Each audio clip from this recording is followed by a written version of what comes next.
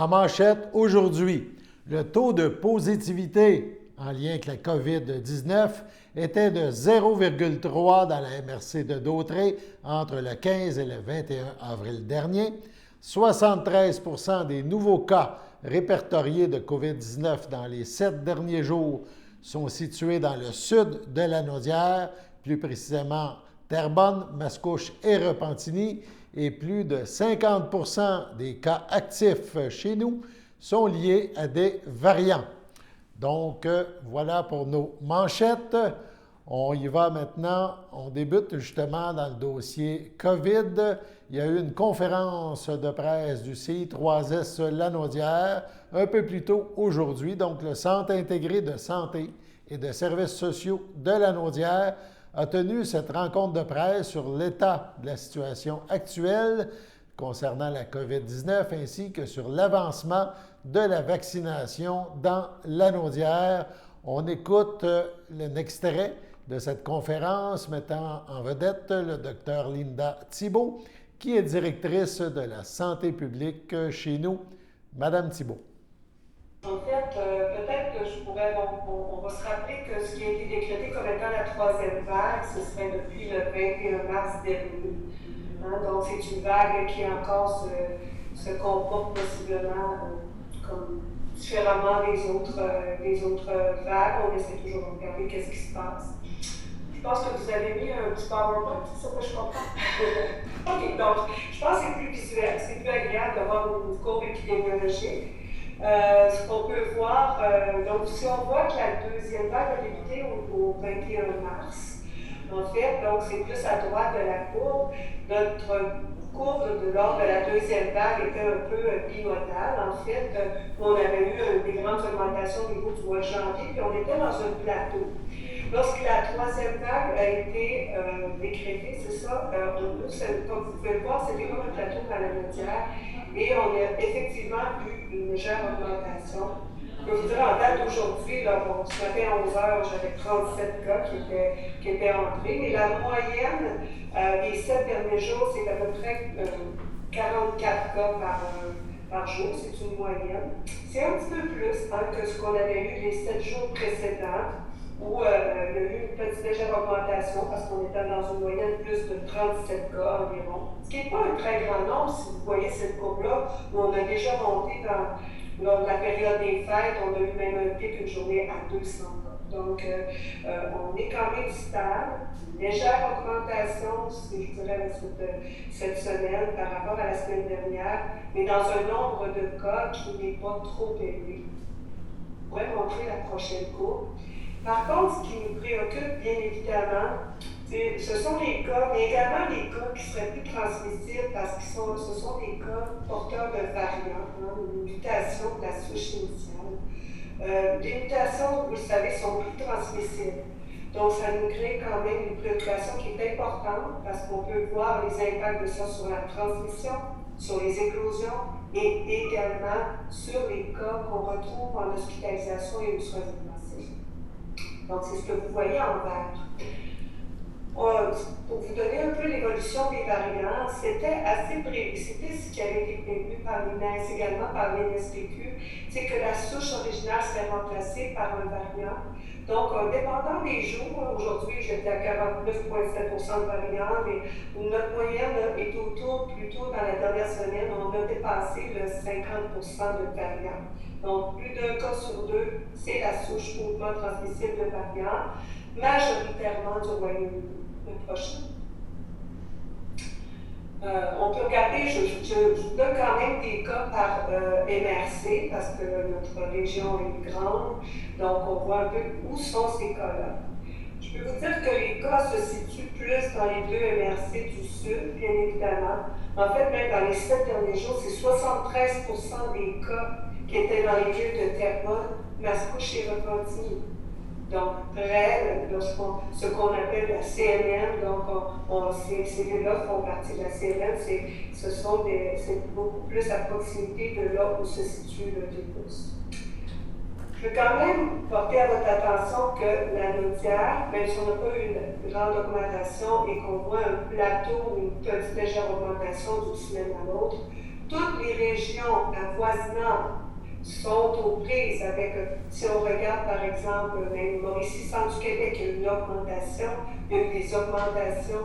Bon, Laval, Montréal, ils ne sont quand même pas en augmentation, mais il y en a beaucoup quand même. Donc, il y a de la circulation quand même du virus et de la transmission communautaire. Et comme je vous disais, ça donne des impacts sur ce que vous pouvez voir ici, sur le nombre de cas hospitalisés à chaque jour. Et en bleu pâle, vous pouvez voir la proportion de gens qui se retrouvent aux soins intensifs. Donc, on avait décliné quand même, juste pour vous présenter le nombre de cas dans la méthode. Donc, on le suit toujours au total et on regarde aussi comment ça se comporte par rapport aux semaines du CDC. Donc, ce sont des semaines qui offrent des comparables pour nous, 12 semaines à l'autre, mais également entre les régions, en Amérique du Nord. Nous, on se préoccupe beaucoup. Alors, ce qui est important pour nous, pour la population, c'est que les gens aillent se faire dépister. De un, au moindre symptôme. Si les gens ont des nouveaux symptômes, c'est important qu'ils aillent se faire dépister. D'ailleurs, plus de 60% des cas qu'on retrouve, c'est des gens qui sont symptomatiques. Alors ça, c'est un message important à passer à la population. Si vous avez des nouveaux symptômes, vous devez exclure que ce n'est pas la COVID. Parce qu'on ne veut pas que les gens le transmettent. Ensuite, ce qu'on regarde toujours, ce que je vous ai montré, c'est est-ce qu'on a assez de dépistage? Parce que si on a moins de dépistage, ça pourrait vouloir dire, pas nécessairement que les gens ne sont pas symptomatiques ou ne sont pas inquiets, mais ça pourrait être un relâchement au niveau du dépistage. Et ça, il y a beaucoup d'endroits dans la région où on met en place du dépistage. Il y a des cliniques sans rendez-vous de dépistage à la couche. Il y a eu une augmentation de la capacité des tests de dépistage pour fournir du dépistage à tout le monde, pour être certain que la population est au rendez-vous pour le dépistage. Et nous, on suit alors le taux de positivité. Parce que si les bonnes personnes vont se faire dépister, les gens qui ont été en contact, les gens qui sont malades, alors on a un bon dénominateur, on est pertinent au niveau du dépistage, et là, on regarde le taux de dépistage. Je peux vous dire que notre taux de dépistage est plus faible que le reste de la province. Au Québec, dans les données que je regardais ce matin, il est à 2,6 %. Chez nous, il est à 1,6 % dans la dernière semaine, le pourcentage de taux de positivité. Donc, ça va un petit peu avec une bonne circulation du virus, mais quand même, c'est quand même assez stable, c'est diminué par rapport au reste de la province, où il y a eu des gros taux de positivité parce qu'il y a eu des recrudescences, vous savez, dans certaines régions, des régions qui se sont retrouvées en mesure d'urgence. Peut-être que je passerai cela, ce sont des données sur l'évolution des taux de positivité dans les semaines sans rentrer dans les détails. Ce que nous, on regarde souvent pour voir, vous savez, ce qui est établi des paliers, par exemple, c'est de regarder le taux de cas, en fait, le taux d'incidence. Donc, le nombre de cas par 100 000 de population, parce que c'est ça qui nous donne l'idée de la circulation du virus. Et comme je vous disais, évidemment, le virus est plus présent au sud de la région. On a 21 villes de la région où il y a au moins un cas. Il y a eu au moins un cas dans les 7 derniers jours. Donc, c'est quand même énorme. Où sont ces éclosions-là? On en entend parler beaucoup. La transmission communautaire, domiciliaire, des gens qui, malheureusement, possiblement à cause de la fatigue pandémique, relâchent un petit peu, reçoivent des amis, donc visites. Vous savez que les visites, les rassemblements ne sont pas permis, notamment à l'intérieur des domiciles. C'est difficile de suivre la population jusqu'au domicile. Et c'est là, quand nous, on fait nos enquêtes et éclosions, qu'on retrouve une bonne partie de nos éclosions. Il y en a également beaucoup dans les milieux de travail. On n'a pas beaucoup de grosses éclosions dans les milieux de travail, mais on a quelques milieux de travail qu'on suit de près parce que ce n'est pas leur première éclosion et on travaille avec les entreprises à cet effet-là. Et on en retrouve, comme vous le devinez aussi, dans les écoles, au primaire, au secondaire. On en a un petit peu plus au primaire qu'au secondaire. On a des milieux qui sont sous surveillance. Mais ça peut représenter quelquefois quand même un bon nombre de classes qui sont en isolement préventif parce qu'un cas dans la classe, c'est qu'on met les jeunes en isolement et on leur demande d'aller se pousser. Donc, milieu scolaire, je vous donne ici un nombre de cas, le nombre de cas qui sont reliés à des éclosions et le nombre d'éclosions, qui n'est pas un nombre si élevé qu'on pourrait dire, mais ce sont des éclosions qui sont actives actuellement et qu'on suit de près. Et la majorité, non pas la majorité, mais près de la moitié de ces éclosions-là, ou un peu plus de la moitié, c'est dû à des variants. Donc, on est un petit peu plus, je dirais, intense dans les mesures d'isolement et de suivi des gens pour lesquels on demande de l'isolement. Donc, peut-être la prochaine. On sépare souvent la région, malheureusement, on n'aime pas ça séparer notre belle région de la Naudière, mais on regarde quand même l'épidémiologie, comment elle est dans le sud et dans le nord de la Naudière. C'est des choses qui préoccupent beaucoup les gens, de dire, dans le nord, ça va mieux que dans le sud. Actuellement, si on regarde la courbe générale, la Naudière est avoisine orange-rouge. Mais vous savez, ce n'est pas que le taux qui nous fait décider de quel palier de la région doit se situer. C'est également tout ce qui se passe au niveau de l'hospitalisation, mais voir également la tendance. Comme vous voyez, dans les 7 derniers jours, j'ai eu une petite augmentation dans le sud, une légère diminution dans le nord du nombre de cas, ce qui est quand même très positif. On l'avait présenté par MRC aussi, donc c'est des données un petit peu plus précises. De plus, 37,5 des Lanaudoises et Lanaudois ont été vaccinés depuis le début de la vaccination, ce qui représente 170 694 personnes. Dès demain, 1er mai, tous les résidentes et résidents des CHSLD auront reçu leur deuxième dose. De plus, la situation au niveau des hospitalisations dans la Naudière, incluant les soins intensifs, eh bien, la situation demeure présentement assez stable. Donc, la situation, lentement mais sûrement, va dans le bon sens. Allons à la pause. Le samedi matin, dès 9h30, nos téléspectateurs sont invités au Super Bingo télévisé diffusé de nos studios de Berthierville. Depuis maintenant une vingtaine d'années, plusieurs adeptes de la télévision régionale se sont partagés un montant de 600 $ disponible chaque semaine lors de cette joute de bingo télévisé. Un animateur et 3 bénévoles se succèdent à la caméra dans le but de vous faire passer une petite heure agréable et payante le samedi matin.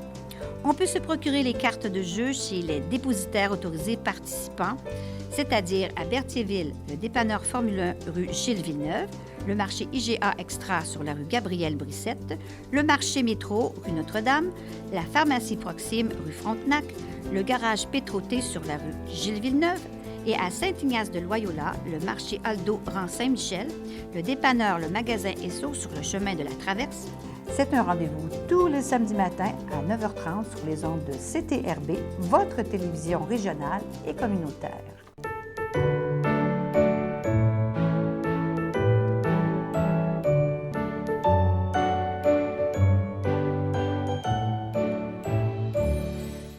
On y va avec les anniversaires du week-end. En ce 30 avril, le Centre d'action bénévole d'Autrey souhaite bonne fête à Rose Desrosiers de Berthier. L'Association des personnes handicapées du secteur Berthier souhaite un heureux anniversaire à Kevin Sauvé.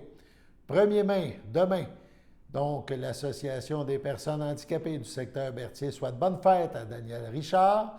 La FADOC de l'île du Pas souhaite un heureux anniversaire à Lucien Normand-Latour. Et la FADOC de l'île du Pas souhaite bonne fête à Louise Guertin.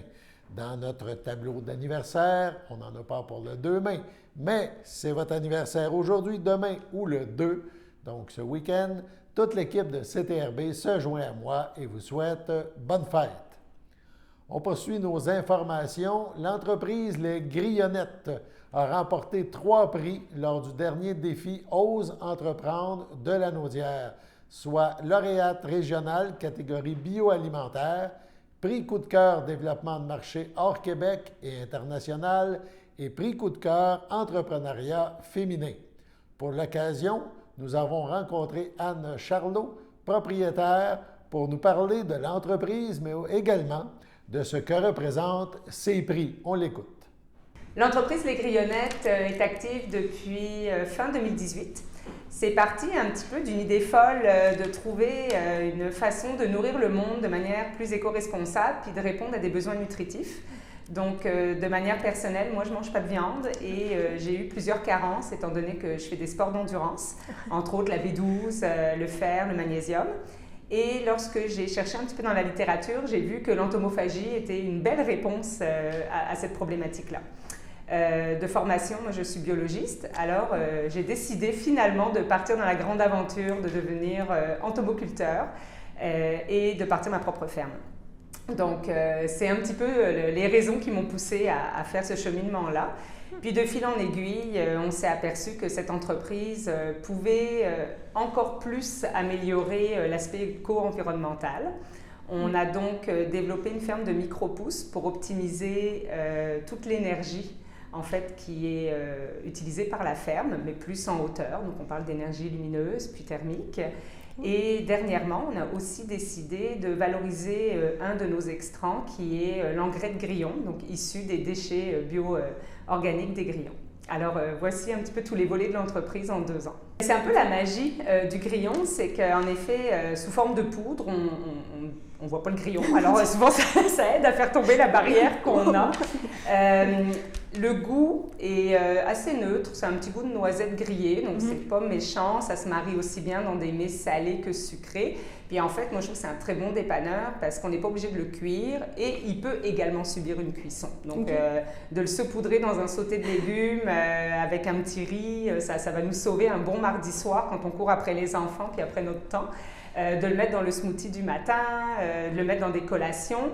On vient vraiment mettre de la protéine partout et puis on a aussi des bienfaits parce qu'on n'a pas de gras trans. C'est la seule protéine d'origine animale qui a des fibres. Puis vu que c'est une protéine animale, elle a tous les acides aminés essentiels. Oui, c'est ça. Je pense qu'il y a des pâtes aussi qui se font dans avec des pâtes à base de grillons, encore une fois, puis qui disent justement, là, c'est beaucoup plus consistant qu'une pâte blanche classique. Oui, parce que dans le fond, c'est plus juste une source de glucides, c'est aussi une source de protéines. On est différents transformateurs dans le marché québécois à proposer plusieurs produits. Nous autres, par exemple, on fait des scones à base de grillons, des boules d'énergie, de la préparation à crêpes multigrains. Donc, on essaie de développer le marché pour en offrir à tous selon les goûts. Puis, je vous dirais que la deuxième casquette que j'ai dans l'entreprise, mis à part d'être producteur, c'est de démocratiser l'entomophagie. Parce que, oui, les gens, quand ils nous entendent parler, ça, OK, c'est bon pour l'environnement, mais de là à changer leur quotidien, leur source de protéines, il y a une grande évolution à faire. Et c'est ça. Dans le fond, nous autres, on fait de l'éducation. Donc, on s'en va dans les écoles, dans les cégeps, dans différents milieux de vie. Puis, on parle de l'entomoculture. Prochainement, je rentre également comme conférencière à l'Insectarium de Montréal. Et puis, c'est important d'éduquer les gens puis de leur faire découvrir ce produit qui a juste des avantages, dans le fond. Oui, c'est ça. Puis, tu sais, comme vous l'avez dit tantôt un peu, il y a comme un mur qui se dresse, veut pas, on voit le grillon, puis, tu sais, on est comme, moi, je suis pas sûre que je veux manger ça. Fait que, tu sais, c'est ça. En le modifiant, ça l'aide aussi. Bien, c'est moins pire. Puis, je vous dirais qu'il y a 2 générations. Il y a nous autres, les plus âgés. Alors là, je parle de 12 ans en montant. Là, je ratisse large. On est éduqués, c'est vraiment culturel. On est les seuls, Europe et Amérique du Nord, à ne pas consommer d'insectes dans notre alimentation, puis tout le reste du monde en consomme. Vous allez n'importe où, en Afrique, en Asie, en Amérique du Sud, c'est une protéine qui est quotidienne. Nous autres, c'est culturel. Et quand on est petit, on a peur des bibites, on nous dit qu'il y a une araignée sous le lit, l'Halloween, tous les insectes, c'est comme dégueu. Donc, on est vraiment éduqués dans ce sens-là. Donc, c'est une autre éducation à apporter. Puis les plus jeunes, veut pas, c'est une protéine de l'avenir, puis eux autres, ça va faire partie de leur quotidien, un peu comme on a démocratisé le tofu il y a une vingtaine d'années. Alors, notre entreprise va d'ailleurs sortir d'ici quelques jours notre premier album pour enfants qui s'appelle Léon le Grillon et qui démocratise l'entomophagie auprès des plus jeunes. Donc, c'est aussi leur permettre de s'éduquer dès le plus jeune âge. Pour l'anecdote, quand j'ai acheté mes premiers grillons, j'en avais 100, là on les compte par millions maintenant, mais j'en avais 100, puis je sais pas, j'ai regardé mon premier grillon, j'ai dit, toi tu vas t'appeler Léon. Puis avec mes enfants, c'était vraiment très drôle. Mais on s'entend que ça se reproduit vite, alors ils s'appellent tous Léon, mâle, femelle, petit, grand, peu importe. Donc Léon le Grillon, c'est resté, puis les gens dans ma ville, à la Valtrie, m'appellent soit Madame Grillon et souvent ils me demandent « Puis Léon, comment il va? » Fait que c'est vraiment rendu quelque chose d'assez populaire. On voulait justement, quand on parle de démocratisation, de sensibiliser le public, on veut le rendre sympathique, Léon. Donc, en lui donnant un nom, en le mettant comme dans mon logo sous forme un peu de bonhomme, c'est plus invitant aussi à s'intéresser à l'entomoculture. Et ce livre-là, donc comme je le disais tantôt, il s'adresse aux jeunes, aux très jeunes, mais il y a des capsules d'infos au travers, donc pour permettre aux parents d'avoir des informations un peu plus scientifiques et de promouvoir aussi ce produit-là. C'est un peu ça, c'est l'éducatif et le côté ludique en arrière de ce livre-là. On n'a pas sorti un album pour le plaisir de sortir un album.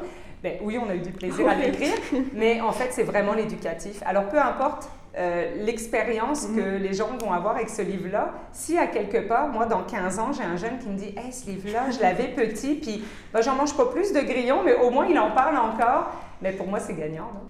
Ça représente beaucoup sur différents volets. Premièrement, j'en revenais juste pas, je vous le cacherai pas, j'avais des concurrents qui avaient des grands souliers, comme j'aime le dire. Donc la compétition était rude.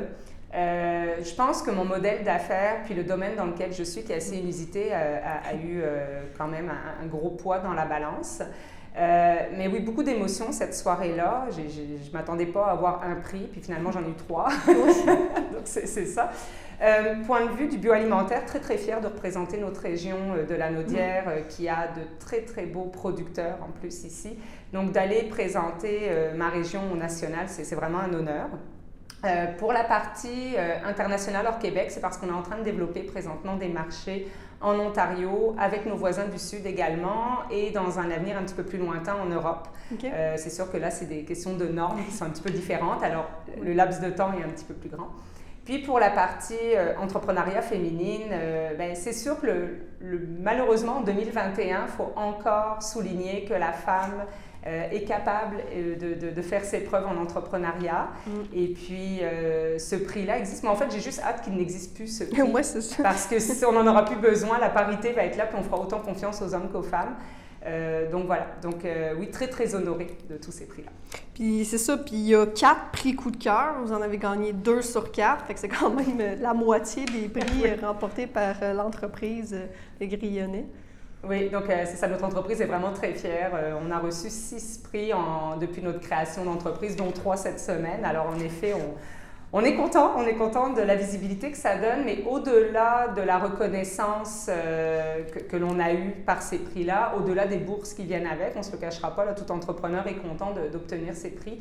Mais je vous dirais que quand on est dans l'entrepreneuriat, souvent on a choisi de prendre la rivière avec des rapides plutôt que le long fleuve tranquille.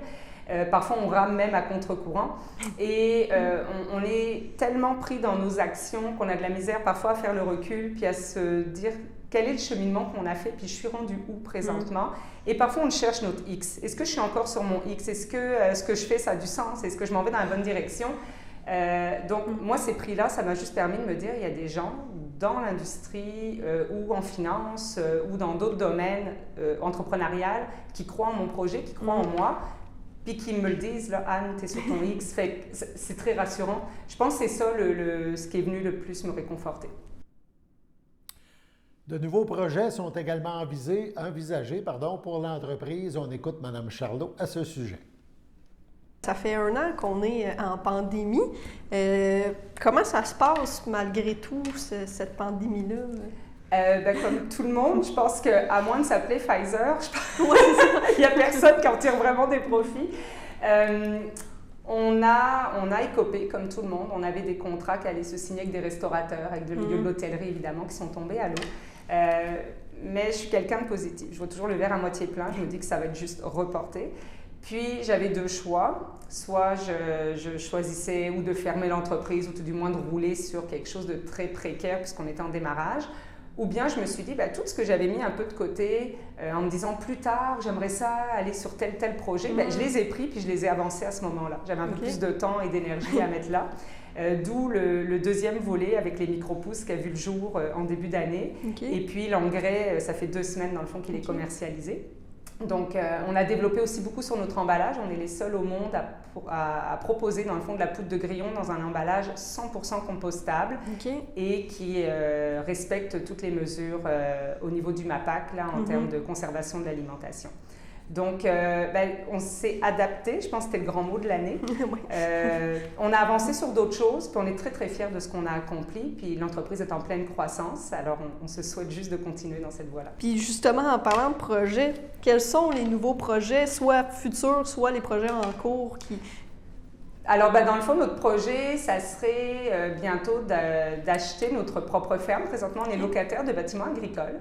On voudrait acheter l'endroit où, justement, on a notre exploitation, puis on voudrait, puisqu'on a une ferme familiale, moi j'ai 3 enfants et un mari qui m'aident énormément dans ce projet-là, on aimerait construire une maison écologique, faire de la permaculture, puis permettre d'offrir des formations au grand public et même à certains agronomes pour venir voir un petit peu le schéma d'autosuffisance qu'on aimerait développer, puis montrer que c'est pas si compliqué de manger sainement, de manière économique malgré tout, et de protéger notre planète pour pouvoir laisser un bel environnement à nos générations futures. Donc beaucoup de beaux projets qui s'en viennent, toujours en termes de démocratisation, mais en termes d'expansion de l'entreprise. Passons maintenant à la pause. Sachez que vous pouvez nous faire part de vos commentaires, soit pour une annonce gratuite sur notre babillard ou toute autre suggestion en nous rejoignant par téléphone au 450-836-5103, 450-836-5103, ou bien par courriel tvcberthierville@hotmail.com, sur Facebook en écrivant Facebook CTRB. Et surtout, n'hésitez pas à visiter notre chaîne YouTube afin d'y retrouver une grande partie de notre programmation sur YouTube CTRB. Les émissions sont classées par catégorie, vous permettant de chercher moins longtemps. Vous pouvez aussi cliquer sur le rectangle rouge « S'abonner » pour être à l'affût des dernières émissions enregistrées.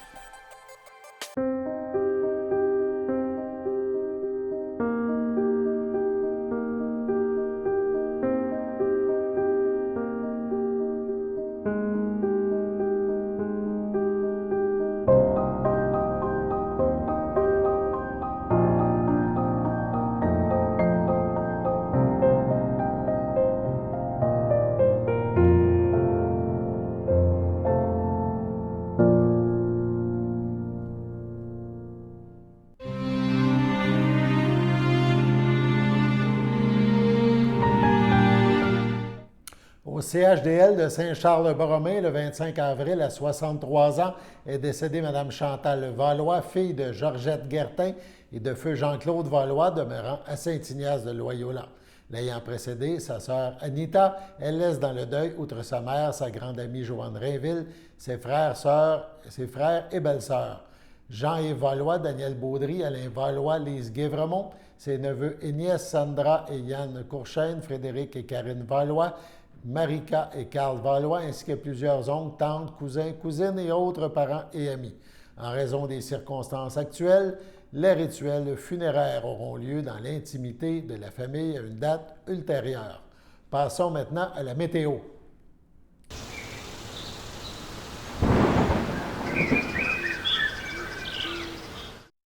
Alors bonjour tout le monde, j'espère que vous allez bien. Donc c'est moi Xavier pour la météo. Donc aujourd'hui on annonce de la pluie avec une température de 11 degrés avec un ressenti de 9. Pour ce soir, ça va être plutôt de la faible pluie avec une température de 9 degrés avec un ressenti de 8.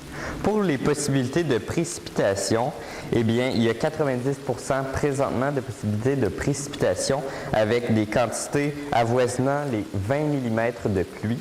Et ça va se baisser, ça va se transformer en faible pluie en soirée avec 2 à 4 mm de pluie.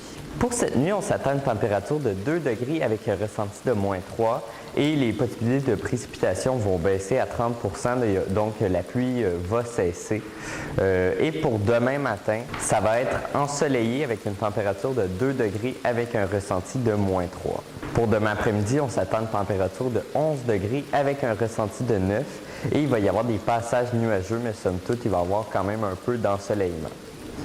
Pour la qualité de l'air, elle est bonne, le pollen est élevé et les rayons UV sont bas. Donc, merci beaucoup tout le monde. C'était la météo pour aujourd'hui. Donc, au plaisir de vous retrouver lundi. Bonne fin de semaine.